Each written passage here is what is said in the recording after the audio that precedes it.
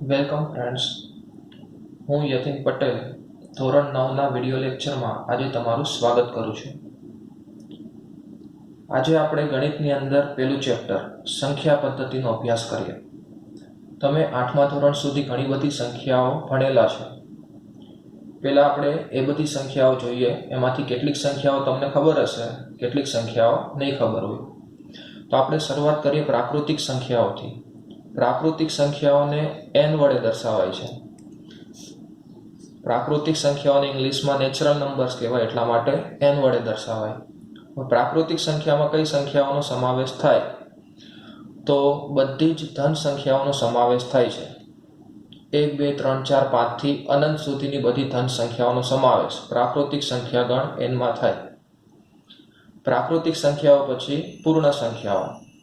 પૂર્ણ સંખ્યાઓમાં કોનો સમાવેશ થાય? પૂર્ણ સંખ્યાને w વડે દર્શાવાય છે. જે પણ પ્રાકૃતિક સંખ્યાઓ હતી એ બધી સંખ્યામાં તમે ખાલી 0 એડ કરી દો તો પૂર્ણ સંખ્યા મળી જશે. તો 0 થી શરૂઆત થાય છે. 0 1 2 3 4 5 થી અનંત સુધીની બધી સંખ્યાઓ. એના પછી પૂર્ણાંક સંખ્યાઓ. પૂર્ણાંક સંખ્યાઓને z વડે દર્શાવાય છે. પૂર્ણાંક સંખ્યાઓમાં બધી ઋણ સંખ્યાઓ 0 અને બધી ધન સંખ્યાઓનો સમાવેશ થાય છે. અહીંયા -1 -2 -3, આની આગળ -4 -5 -6 અનંત સુધી, પછી 0, અહીંયા 1 2 3 4 5 6 થી અનંત સુધીની બધી સંખ્યાઓનો સમાવેશ થાય. પૂર્ણાંક સંખ્યાઓ પછી સમય સંખ્યાઓ. સમય સંખ્યાઓને q વડે દર્શાવાય છે. સમય સંખ્યાની અંદર કોનો સમાવેશ થાય? તો જે પણ સંખ્યાઓને આપણે અંશ અને છેદ સ્વરૂપે દર્શાવી શકીએ એ બધી સંખ્યાઓનો સમય સંખ્યામાં સમાવેશ થાય છે.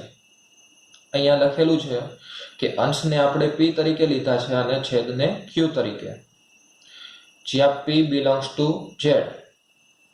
આનો અર્થ એ થાય કે p ની કિંમત, અંશની કિંમત હંમેશા z માંથી એટલે કે પૂર્ણાંક સંખ્યામાંથી હોવી જોઈએ.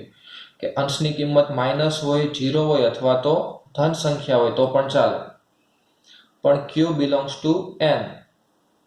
પણ છેદની કિંમત હંમેશા n માંથી એટલે કે પ્રાકૃતિક સંખ્યામાંથી લેવી પડે. એટલે અંશની કિંમત માઇનસ, 0 કે પ્લસ કોઈ પણ હોય તો ચાલે, પણ છેદની કિંમત હંમેશા પ્રાકૃતિક સંખ્યા એટલે કે પ્લસ સંખ્યા જ હોવી જોઈએ. કેટલાક ઉદાહરણ જોઈએ એટલે ખબર પડે તમને. પહેલી સંખ્યા લખેલી છે 5/3. 5 z માંથી છે, પૂર્ણાંક સંખ્યામાંથી, અને 3 પ્રાકૃતિક સંખ્યામાંથી છે. આ સંખ્યાને આપણે અંશ અને છેદ સ્વરૂપે દર્શાવીએ એટલા માટે સમય સંખ્યા ગણી શકાય. બીજું ઉદાહરણ -8/5. -8 શેમાં આવશે? z માં. અને 5 શેમાં આવશે? પ્રાકૃતિક સંખ્યાઓમાં. એના પછી 0/1. 0 પૂર્ણાંક સંખ્યામાં, 1 પ્રાકૃતિક સંખ્યામાં. 36 નું વર્ગમૂળ. તમને ખબર છે 36 નું વર્ગમૂળ કેટલું થાય? 6. તો 6 અને છેદમાં 5. 6 શેમાં આવશે? પૂર્ણાંક સંખ્યામાં અને 5 પ્રાકૃતિક સંખ્યામાં. એવી રીતે 27 નું ઘનમૂળ અને છેદમાં 2. 27 નું ઘનમૂળ કેટલું થાય? તો 3. તો ઉપર 3/2. 3 પૂર્ણાંક સંખ્યામાં આવશે અને 2 પ્રાકૃતિક સંખ્યામાં આવશે. હવે અસમય સંખ્યાઓ કોને કહેવાય? સમય સંખ્યાઓ વિશે તમને ખબર પડી ગઈ કે જે પણ સંખ્યાઓને આપણે અંશ અને છેદ સ્વરૂપે દર્શાવી શકીએ તે બધી સંખ્યાઓને સમય સંખ્યાઓ ગણી શકાય. હવે અસમય સંખ્યાઓ. અસમય સંખ્યાઓને i વડે દર્શાવાય છે અથવા તો q બાર વડે પણ દર્શાવાય. તો અસમય સંખ્યા કોને કહેવાય? તો જે સમય ના હોય તેવી બધી સંખ્યાઓને અસમય સંખ્યા કહી શકાય. સમય ના હોય એટલે કેવી સંખ્યાઓ કે જેને આપણે અંશ અને છેદ સ્વરૂપે ના દર્શાવી શકીએ એ બધી સંખ્યાઓને અસમય સંખ્યા કહેવાય. અથવા તો તમારે એટલું યાદ રાખવાનું કે વર્ગમૂળ વાળી અને ઘનમૂળ વાળી એવી કેટલીક સંખ્યાઓ કે જેનું વર્ગમૂળ અથવા તો ઘનમૂળ પૂર્ણાંક સંખ્યા, પૂર્ણ સંખ્યા ન મળે એવી બધી સંખ્યાઓને અસમય સંખ્યા ગણી શકાય. જે પણ સંખ્યાઓનું વર્ગમૂળ અથવા તો ઘનમૂળ પૂર્ણ સંખ્યા ન મળે એ બધી સંખ્યાઓને અસમય સંખ્યાઓ ગણી શકાય. ઉદાહરણ જોઈએ તો ખબર પડે તમને. વર્ગમૂળમાં 3, વર્ગમૂળમાં 3 છે એનું તમે વર્ગમૂળ કાઢો તો તમને પૂર્ણ સંખ્યા નહીં મળે, પ્રાકૃતિક સંખ્યા નહીં મળે, એટલા માટે આ અસમય સંખ્યા થાય. વર્ગમૂળમાં 8, 8નું વર્ગમૂળ પણ તમને પ્રાકૃતિક સંખ્યા નહીં મળે. 15નું ઘનમૂળ એ પણ તમને પ્રાકૃતિક સંખ્યા નહીં મળે. 1/વર્ગમૂળમાં 5. હવે આ જે સંખ્યા છે, સમય સંખ્યા માટે તમને કીધું કે p ની કિંમત પૂર્ણાંક સંખ્યા હોવી જોઈએ અને છેદ q ની કિંમત પ્રાકૃતિક સંખ્યા હોવી જોઈએ, પણ અહીંયા વર્ગમૂળમાં 5 આપેલા છે છેદમાં, તે શક્ય નથી, એટલે આ સંખ્યા અસમય સંખ્યા થશે. હવે ધોરણ 8 સુધી આપણે પાઈની કિંમત 3.14 અથવા તો 22/7 લેતા આવ્યા છીએ, પણ વાસ્તવમાં પાઈ અસમય સંખ્યા છે. આપણે જે કિંમત લઈએ છીએ પાઈની નજીકની કિંમત લઈએ છીએ, એટલે પાઈ એ અસમય સંખ્યા છે. તો MCQમાં પૂછાય તો તમારે યાદ રાખવાનું. હવે આગળ વાસ્તવિક સંખ્યાઓ કોને કહેવાય? વાસ્તવિક સંખ્યાને r વડે દર્શાવાય છે, રિયલ નંબર્સ. વાસ્તવિક સંખ્યામાં કોનો સમાવેશ થાય? તો જે પણ સંખ્યાઓ છે બધી સંખ્યાઓનો સમાવેશ વાસ્તવિક સંખ્યામાં થાય. બધી સમય સંખ્યાઓ પણ આવી જશે અને અસમય સંખ્યાઓ પણ આવી જશે. એટલે વાસ્તવિક સંખ્યા બહાર તમને કોઈ પણ સંખ્યા મળી શકે નહીં. જે પણ કોઈ પણ સંખ્યાનું અસ્તિત્વ છે બધી સંખ્યાનો સમાવેશ વાસ્તવિક સંખ્યામાં થાય છે. હવે આ બધી સંખ્યાઓ મેં સમજાવી, તો એમાં એક વખત ફરીથી જોઈ લઈએ. તો પ્રાકૃતિક સંખ્યામાં કઈ સંખ્યા હતી? બધી ધન સંખ્યાઓ. હવે તમે જોશો તો આ બધી ધન સંખ્યાઓ છે, બધી પ્રાકૃતિક સંખ્યાઓનો સમાવેશ પૂર્ણ સંખ્યામાં થાય છે. આ બધી પ્રાકૃતિક સંખ્યાઓનો સમાવેશ એમાં થાય છે? પૂર્ણ સંખ્યાઓમાં. હવે આ બધી જ પૂર્ણ સંખ્યાઓનો સમાવેશ શેમાં થાય છે? પૂર્ણાંક સંખ્યામાં. આ બધી જે પૂર્ણ સંખ્યાઓ છે બધી પૂર્ણ સંખ્યાઓનો સમાવેશ પૂર્ણાંક સંખ્યામાં થાય છે. હવે આ જે પૂર્ણાંક સંખ્યાઓ લખેલી છે બધી સંખ્યાના છેદમાં કંઈ પણ ના હોય તો આપણે 1 લખી શકીએ. કોઈ પણ સંખ્યા હોય એના છેદમાં કંઈ પણ ના આપેલું હોય તો આપણે 1 લખી શકાય. તો આ જે પૂર્ણાંક સંખ્યાઓ છે એ બધી પૂર્ણાંક સંખ્યાઓનો આપણે અંશ અને છેદ સ્વરૂપે દર્શાવી શકીએ. તો બધી પૂર્ણાંક સંખ્યાનો સમાવેશ શેમાં થશે? સમય સંખ્યાઓમાં. બધી જ પૂર્ણાંક સંખ્યાઓ છે એને આપણે અંશ અને છેદ સ્વરૂપે દર્શાવી શકીએ છીએ, એટલા માટે બધી પૂર્ણાંક સંખ્યાઓનો સમાવેશ સમય સંખ્યામાં થાય. હવે અસમય સંખ્યાઓ, એના વિશે તો તમને ખબર પડી જ ગઈ. સમય સંખ્યાઓ છે એ બધી સમય સંખ્યાઓનો સમાવેશ એમાં થશે? વાસ્તવિક સંખ્યામાં. અને અસમય સંખ્યાઓ પણ આવી જશે. એટલા માટે મેં અહીંયા લખ્યું છે કે યાદ રાખો કે n સબસેટ w એટલે બધી પ્રાકૃતિક સંખ્યાનો સમાવેશ શેમાં થાય? પૂર્ણ સંખ્યામાં. પછી w સબસેટ z એટલે કે w પૂર્ણ સંખ્યા હતી, એનો સમાવેશ પૂર્ણાંક સંખ્યામાં.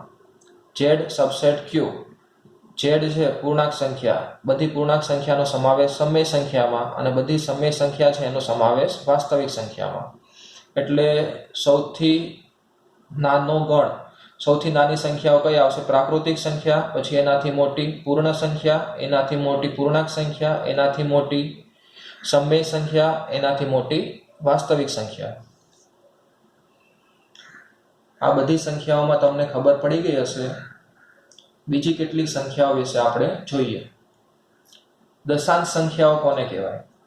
તો દશાંશ સંખ્યાઓ તમને ખબર જ છે કે જે સંખ્યામાં વચ્ચે દશાંશ ચિહ્નની નિશાની આપેલી હોય, અંકોની વચ્ચે દશાંશ ચિહ્ન આપેલું હોય અથવા તો પોઈન્ટની નિશાની આપેલી હોય તેવી બધી સંખ્યાઓને દશાંશ સંખ્યાઓ કહે છે. ઉદાહરણ જોઈએ. હવે દશાંશ સંખ્યાઓમાં પણ બે પ્રકાર છે, શાંત દશાંશ અને અનંત દશાંશ. શાંત દશાંશ કોને કહેવાય? તો જે દશાંશ સંખ્યામાં દશાંશ ચિહ્ન પછી મર્યાદિત અંકો આવતા હોય, મર્યાદિત અંકો એટલે ગણી શકાય તેટલા અંકો આવેલા હોય, એ બધી સંખ્યાને શાંત દશાંશ કહે છે. ઉદાહરણ તરીકે 2.5 પોઈન્ટ પછી એક જ અંક છે, -6.9 પોઈન્ટ પછી એક જ અંક, 0.65 આમાં પણ પોઈન્ટ પછી 2 અંક. એટલે દરેક સંખ્યામાં પોઈન્ટ પછીના અંકો મર્યાદિત છે, અને પોઈન્ટ પછીના અંકો મર્યાદિત હોય, અનંત સુધી ચાલુ ના રહેતા હોય, તો એવી સંખ્યાઓને શાંત દશાંશ સંખ્યા કહે છે. શાંત દશાંશ પછી અનંત દશાંશ. અનંત દશાંશમાં પણ બે પ્રકાર છે, અનંત આવૃત દશાંશ અને અનંત અનાવૃત દશાંશ. હવે અનંત આવૃત દશાંશ કોને કહેવાય? અનંત સંખ્યા એટલે તમને ખબર પડી ગઈ હશે કે અનંત સુધી અંકો ચાલુ રહે. અનંત આવૃત કીધું છે એટલે કે એવી કોઈ પણ સંખ્યા, દશાંશ ચિહ્ન વાળી એવી કોઈ પણ સંખ્યા કે જેમાં પોઈન્ટ પછીના અંકો અનંત સુધી ચાલુ રહેતા હોય અને પોઈન્ટ પછી કેટલાક અંકો રિપીટ થતા હોય, વારંવાર રિપીટ થાય. ઉદાહરણ જોઈએ એટલે તમને ખબર પડશે કે અહીંયા 2.3333 અનંત સુધી ચાલુ રહી છે. હવે આ જે સંખ્યા લખેલી છે એમાં 3 અંક વારંવાર અનંત સુધી રિપીટ થાય છે. હવે જે પણ સંખ્યામાં પોઈન્ટ પછીના અંકો અનંત સુધી રિપીટ થતા હોય એ બધી સંખ્યાને અનંત આવૃત દશાંશ સંખ્યા કહે છે. તો આ સંખ્યાને અનંત આવૃત દશાંશ કહી શકાય. હવે આવી જે સંખ્યા હોય એમાં પોઈન્ટ પછીના જે પણ અંકો રિપીટ થતા હોય, જેટલા પણ અંકો રિપીટ થતા હોય એ બધા અંકો ઉપર આપણે 12 વડે દર્શાવી શકાય. તો આ જે સંખ્યા છે આમાં 3 રિપીટ થાય છે વારંવાર, તો આપણે 3 ઉપર 12 લખી શકાય. આ સંખ્યાને આવી રીતે પણ લખી શકાય, 2.312. બીજું ઉદાહરણ જોઈએ એટલે તમને ખબર પડે. 0.2353535 અનંત સુધી રિપીટ થાય છે. હવે અહીંયા 35 બંને અંકો અનંત સુધી રિપીટ થાય છે, તો આ સંખ્યાને આપણે 0.2 પછી 35 ઉપર 12 તરીકે પણ લખી શકાય. ખબર પડી મિત્રો કે આ બીજી જે સંખ્યા જોઈએ એમાં 35 વારંવાર રિપીટ થાય છે અનંત સુધી, તો આપણે જે 35 હતા એના ઉપર 12 કરી દીધા. હવે જે પણ અનંત આવૃત દશાંશ સંખ્યા હોય એ બધી સંખ્યાને સમય સંખ્યા વડે દર્શાવાય છે. સમય સંખ્યામાં એનો સમાવેશ થાય. કેમ કે આ જે અનંત આવૃત દશાંશ સંખ્યા હોય તો એને આપણે P/Q સ્વરૂપે દર્શાવી શકાય. એટલા માટે આ બધી સંખ્યાઓનો સમાવેશ એમાં થાય, સમય સંખ્યામાં થશે. હવે અનંત આવૃત દશાંશ સંખ્યાઓ. અનંત આવૃત દશાંશ એવી સંખ્યાઓ કે જેમાં પોઈન્ટ પછીના જે અંકો છે એ વારંવાર અનંત સુધી રિપીટ ના થતા હોય, અનંત સુધી ચાલુ રહેતા હોય અંકો પણ વારંવાર રિપીટ ના થાય. ઉદાહરણ જોઈએ કે 0.150, 1500, 15300. હવે આ જે સંખ્યા લખેલી છે એમાં અહીંયા 1 0, અહીંયા 2 0, અહીંયા 3 0. પોઈન્ટ પછીના અંકો વારંવાર સમાન અંકો રિપીટ થતા નથી. એટલા માટે આવી જે સંખ્યા હોય તો એને અનંત અનાવૃત દશાંશ સંખ્યાઓ કહે છે. બીજું ઉદાહરણ જોઈએ. 0.780, 7800, 78300. આ સંખ્યામાં પણ અહીંયા 1 0, 2 0 અને અહીંયા 3 0. અહીંયા પણ પોઈન્ટ પછીના અંકો એકના એક અંકો વારંવાર રિપીટ થતા નથી. તો પોઈન્ટ પછીના અંકો વારંવાર રિપીટ ન થતા હોય તો એવી બધી સંખ્યાઓને અનંત અનાવૃત દશાંશ સંખ્યા કહે છે. અને અનંત અનાવૃત દશાંશ સંખ્યા હોય તો એનો સમાવેશ અસમય સંખ્યામાં થાય છે. અસમય સંખ્યામાં કેમ થાય? કેમ કે આવી જે સંખ્યાઓ હોય એમને આપણે P/Q સ્વરૂપમાં દર્શાવી શકતા નથી. એટલા માટે આ ચેપ્ટરની અલગ અલગ સંખ્યાઓનો આપણે અભ્યાસ કરી લીધો મિત્રો.